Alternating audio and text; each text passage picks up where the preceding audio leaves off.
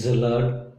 అతి శ్రేష్టమైన యేసుక్రీస్తు నామములో మీ అందరికీ ఉదయకాలపు శుభాలు తెలియజేయుచున్నాను.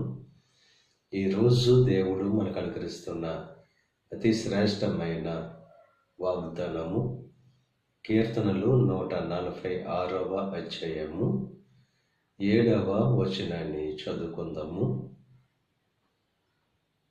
బాధపరచబడు వారికి ఆయన న్యాయము తీర్చును.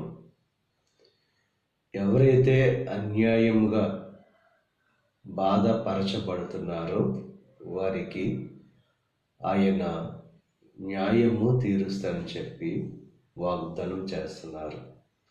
ఎవరైతే దేవుని మీద ఆశ పెట్టుకుంటారో వారి జీవితంలో దేవుడు గొప్ప కార్యాలు చేసేవారుగా ఉన్నారు. ఆయన మాట తప్పని దేవుడు. మీ బంధకాల నుండి విడుదల కలుగు చేసే దేవుడు. ఈరోజు ఎవరైతే మిమ్మల్ని బాధపరుస్తున్నారో ఆ బాధల నుండి మిమ్మల్ని విడుదల కలుగు చేస్తాడు.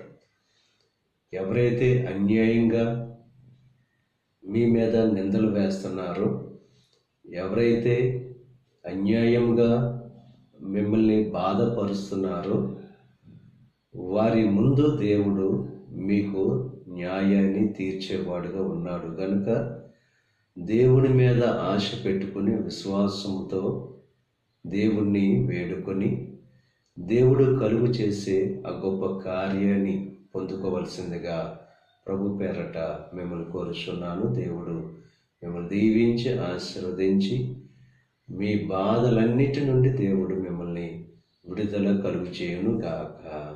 ఆమేన్. ప్రార్థన చేసుకుందాం.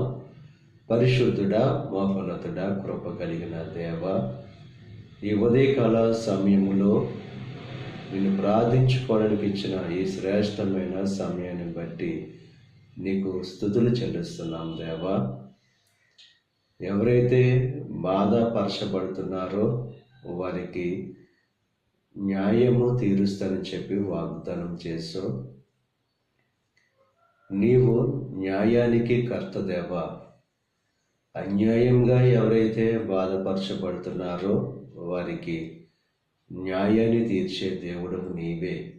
నేను ఆశ్రయించు వారికి ఏ మేలు కూడా కొదువై ఉండదు కనుక దేవా, ఈ ప్రార్థన ద్వారా ఎవరైతే నిన్ను ఆశ్రయించారో వారి యొక్క జీవితాల్లో శ్రేష్టమైన కార్యాలు జరిగించండి. ఈ ప్రార్థనలో ఏకీభవిస్తున్న ప్రతి ఒక్కరిని దీవించి ఆశీర్వదించండి.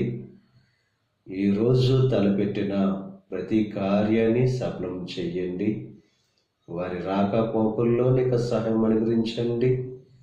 ఈ దిన ఆశీర్వాదాలు ప్రతి ఒక్కరి మీద మెండుగా కురంభరింపచేసి నీ దీవులతో నింపి నడిపించమని యేసు క్రీస్తు నామం పేరట వేడుకొనుచున్నాం తండ్రి. ఆమేన్. తండ్రి, కుమార, పరిశుద్ధాత్మ త్రియేక దేవుని యొక్క కృప సదాకాలమును తోడై ఉండి దేవుని యొక్క దీవెనలు ఆశీర్వాదాలతో నింపి నడిపించును గాక. ఆమేన్.